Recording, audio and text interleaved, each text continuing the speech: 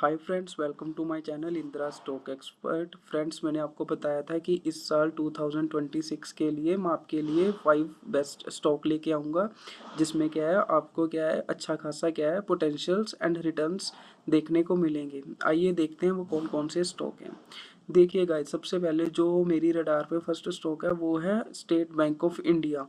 Government sector का ये सबसे बड़ा सरकारी बैंक है, जिसमें क्या है अच्छा खासा पोटेंशियल है, अच्छी ग्रोथ है डिपॉजिट वाइज, ठीक है। एंड लोन ग्रोथ भी इसकी क्या है कंटिन्यूसली बेसिस पे क्या है इंक्रीज होती जा रही है। लास्ट टाइम जो स्टॉक ने ब्रेकआउट दिया था ना, वो दिया था 894 के लेवल से, और वहाँ से क्या है हमें स्टॉक में क्या है एक अच्छी खासी रैली देखने को मिली है। और स्टॉक करंटली अभी क्या है अपने ऑल टाइम हाई पर ट्रेड कर रहा है, जो कि है 998 के आसपास। अगर आप वीकली भी कैंडल देखोगे ना स्टॉक की, तो ये देखिए काफ़ी बुलिश और स्ट्रॉन्ग कैंडल इसने क्या है क्रिएट की हुई है। यानी ये रिप्रेजेंट करती है कि यहाँ पे बायर्स का क्या है, जो बुल्स है ना, उन्होंने फिर से दोबारा इस स्टेट बैंक ऑफ इंडिया के स्टॉक में क्या है एंट्री की है। और फिबोनाची एक्सटेंशन का इस्तेमाल करते हुए इन फ्यूचर्स में क्या है स्टेट बैंक ऑफ इंडिया के स्टॉक में हमें क्या लेवल्स देखने को मिल सकते हैं वो देखिए। जो हमारा फर्स्ट टारगेट रहेगा स्टेट बैंक ऑफ इंडिया में वो रहेगा 1074। सेकंड टारगेट रहेगा 1112 एंड थर्ड टारगेट रहेगा 1151 सॉरी।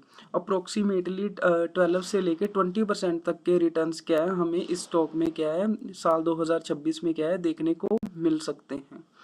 आइए देखते हैं गाइस सेकंड स्टॉक है मेटल सेक्टर में है, सबसे लीडिंग कंपनी है टाटा स्टील। देखिए लास्ट टाइम भी मैंने इसमें आपको एक ट्रेड दिया था, जिसमें क्या था कि 173 के ऊपर हमें टाटा स्टील को बाय करके चलना था, और जो हमारा फर्स्ट टारगेट था 178 एंड 182 का था, और थर्ड टारगेट था 187 का।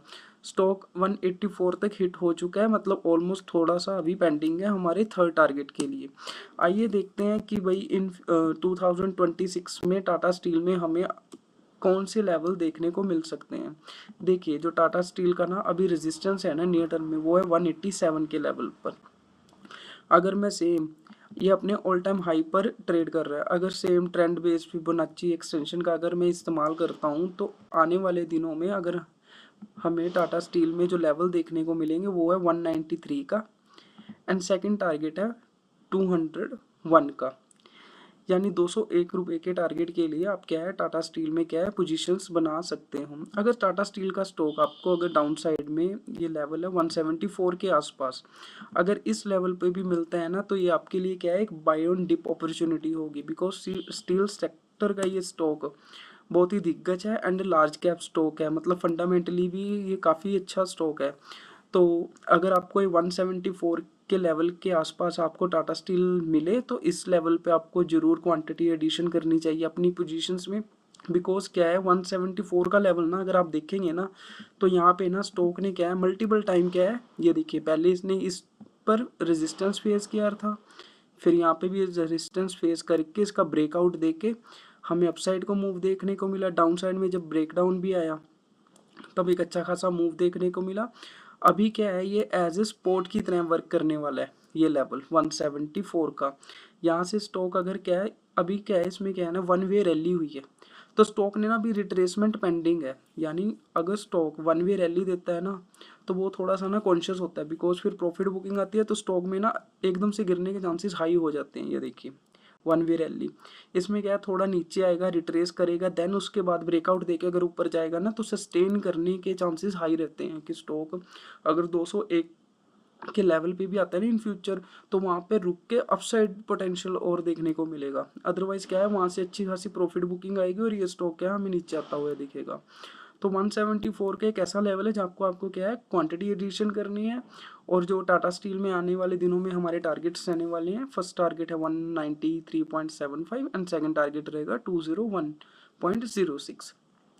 थर्ड स्टॉक रहने वाला है हमारा ट्रेंट लिमिटेड। टेक्सटाइल सेक्टर का ये स्टॉक है, बहुत ही मतलब दिग्गज स्टॉक है। लास्ट टाइम मैंने आपको इसमें ट्रेड बताया था कि आपको करंट मार्केट प्राइस पे आपको ये बाय करना है स्टॉक, बिकॉज इसने क्या है डाउन ट्रेंड में था, ठीक है। अपना क्या है जो लास्ट स्विंग था उसका ब्रेकआउट देके स्टॉक ने क्या है अपसाइड क्या है, क्लोजिंग दी थी हमें डेली बेसिस पे। अभी भी देखिए कल 112 रुपये यानी 2.5% के आसपास क्या है स्टॉक में क्या है अच्छा खासा मोमेंटम हमें देखने को मिला है। आने वाले दिनों में जो हमें ट्रेंट लिमिटेड में टारगेट देखने को मिल सकते हैं वो है 4614 एंड 4791 एंड 4985। और 2026 में जो मेरा लार्ज टारगेट रहेगा ट्रेंट लिमिटेड में वो रहेगा 6200 के अप्रोक्सीमेटली, यानी हमें स्टॉक में 40% तक के भी रिटर्न क्या है देखने को मिल सकते हैं, 40 to 50%।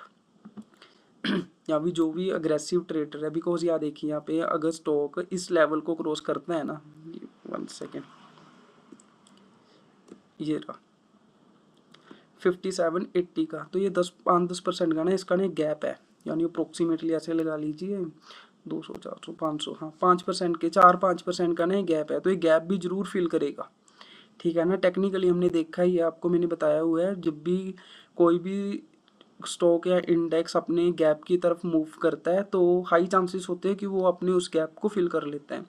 40 to 100 का ही ऐसा लेवल है ना जहाँ पे आपको क्या एक बार प्रॉफिट बुक करना ही करना है अपनी पोजीशंस में, और उसमें से क्या आपको पोजीशंस में प्रॉफिट बुक करके एग्जिट करना है, बिकॉज क्या है यहाँ से हमें क्या है एक अच्छी खासी प्रॉफिट बुकिंग देखने को भी मिल सकती है। ठीक है, और स्टॉक क्या है डाउन साइड में भी आ सकता है। ठीक है, एंड फोर्थ स्टॉक जो हमारा रहने वाला है वो है इन्फोसिस लिमिटेड। ये देखिए ये स्टॉक ना आईटी सेक्टर की नहीं दिग्गज कंपनी है, लार्ज कैप स्टॉक है, और इसने ना अपने इन्वेस्टर्स को क्या है काफ़ी टाइम से क्या है अच्छे खासे रिटर्न्स क्या है दिए हैं। अभी भी देखिए कुछ टाइम से ना जो इन्फोसिस लिमिटेड है ना वो ना एक चैनल में परफॉर्म कर रहा था, तो करंटली भी अभी चैनल में है, लेकिन क्या है अभी कुछ दिन पहले इसने इसी चैनल का जो डाउन साइड में जो एक ट्रेंड लाइन है ना उसी का सपोर्ट लेके, ठीक है, और अपसाइड को क्या है कैंडल क्रिएट की है, यानी अपसाइड में जो हमारा फर्स्ट टारगेट रहने वाला है इन्फोसिस लिमिटेड में वो है 1610 का, second target 1744 and third target जो हमें बिग ब्रेकआउट देखने को मिल सकता है वो है 1823 रुपीज़ का।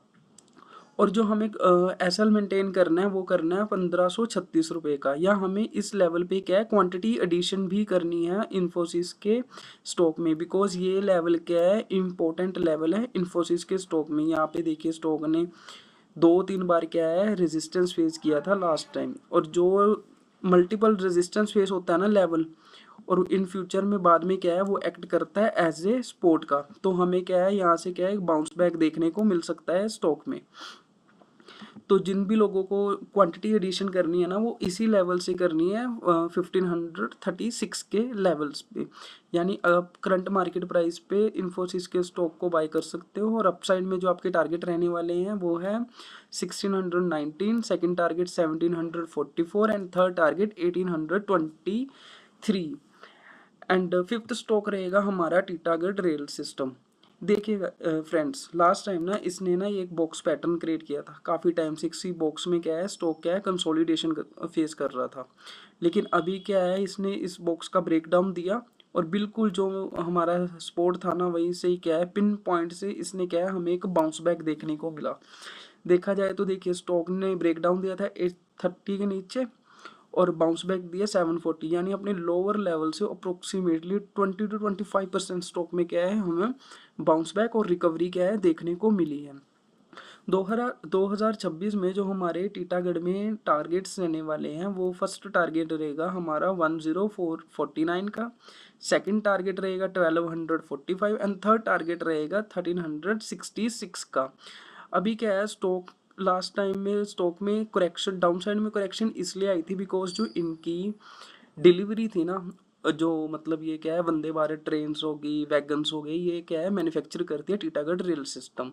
इनमें क्या है इनके जो व्हील्स बनाने की जो फैक्ट्री थी ना ये ना पहले किसी थर्ड वेंडर से क्या है व्हील्स परचेज करते थे, जो कि उनकी डिले डिलीवरी की वजह से ना इनकी डिलीवरी पर इम्पैक्ट पड़ा और प्रॉफिट मार्जिन्स क्या है डाउन साइड हुए। तब टीटागढ़ रेल सिस्टम ने ना अभी अपनी खुद की जो व्हील मैन्युफैक्चरिंग की है क्या है फैक्ट्री लगाई है, जिसकी वजह से है जो इनकी डिले जो इनको व्हील डिलीवरी फेस करनी पड़ती थी था हर साल, उससे क्या है इनको रिलीफ मिलेगी और स्टॉक कंपनी क्या है अपने जो वेंडर्स हैं ना उनको क्या है टाइमली डिलीवर कर सकेगी जो भी मतलब गाड़ियाँ वैगन्स वगैरह हैं।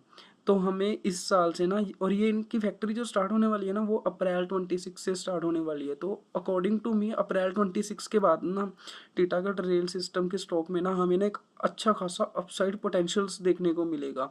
और जो मेरा सबसे बड़ा टारगेट है ना करंटली टीटागढ़ रेल सिस्टम के स्टॉक में है वो है 1600 का, यानी ऑलमोस्ट 17-80% के रिटर्न्स क्या है हमें इस स्टॉक में इस साल क्या है देखने को मिल सकते हैं। देखिए गाइस 6 स्टॉक है जो मैं आपको देना चाहता हूँ, वो एक मल्टी बैगर स्टॉक बन सकता है इस साल आपके लिए।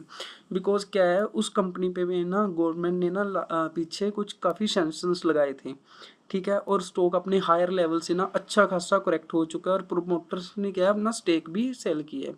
लेकिन अभी क्या है प्रमोटर की क्या है एक पॉजिटिव कंपनी ने क्या है रिपोर्ट जारी की है जिसमें क्या है वो अपने सर्विसेज क्या है इम्प्रूव करना चाहती है। और इस स्टॉक को मैं इस लेवल से एक अच्छे खासे लेवल एक्सपेक्ट कर रहा हूँ कि आने वाले दिनों में हमें देखने को मिल सकते हैं। और वो स्टॉक है ओला इलेक्ट्रिक लिमिटेड। देखिए रिस्क एंड रिवॉर्ड के हिसाब से ओला इलेक्ट्रिक लिमिटेड का ना जो स्टॉक है ना बहुत ही रीजनेबल और अच्छे प्राइस पे है, और स्टॉक का जो ब्रेकआउट आने वाला है ना वो 42 के ऊपर आने वाला है। और जो अपसाइड में मेरे टारगेट्स रहने वाले हैं ना, जो मतलब चार्ट पे जो मैं एक्सपेक्ट कर रहा हूँ कि टीटा ओला इलेक्ट्रिक के स्टॉक में हमें देखने को मिल सकते हैं, वो मिल सकते हैं हमें टारगेट, यानी स्टॉक अप अगर मैं करंट लेवल से कैलकुलेट करते हैं तो जो हमारा फर्स्ट टारगेट रहने वाला है ओला इलेक्ट्रिक लिमिटेड में 57.70 रुपीज़ का, और सेकंड टारगेट रहेगा हमारा 71 रुपीज़ का। यानी आने वाले दिनों में स्टॉक हमें इस लेवल तक क्या है टारगेट्स हिट करवा सकता है। यानी अगर देखा जाए तो ये अप्रोक्सीमेटली 80% के हमें क्या है रिटर्न्स क्या है ओला इलेक्ट्रिक के स्टॉक में आने वाले दिनों में क्या है देखने को मिल सकते हैं। और बाय ऑन डिप जो इनकी मतलब लेवल रहेगा, जिन भी लोगों को बाय ऑन डिप करना है वो लेवल रहेगा इसका 37 रुपीज़ के आसपास। क्या है आप इसमें क्या है क्वांटिटी एडिशन भी करके चल सकते हो। देखिए गाइस ये 6 स्टॉक 6 डिफरेंट सेक्टर से है, देख इससे क्या है आपका पोर्टफोलियो भी डाइवर्सिफाई रहेगा और क्या है थोड़ा रिस्क भी कम होगा। क्योंकि क्या है अगर सेक्टर गिरता है तो एक सेक्टर के चाहे 10 स्टॉक है तो 10 में गिरावट देखने को मिलेगी, लेकिन इसमें क्या है अगर कोई एक सेक्टर में प्रॉफिट बुकिंग आती है तो चांसेस है कि ये दूसरा सेक्टर क्या है उसको क्या है रिकवरी करेगा या सेट ऑफ करने की कोशिश करेगा। Thank you so much for watching my video, and I am in not a SEBI registered research analyst। Trade देने से पहले एंड इन्वेस्टमेंट करने से पहले अपने एडवाइज़र एंड कंसल्टेंट से ज़रूर एडवाइस लें। Thank you so much.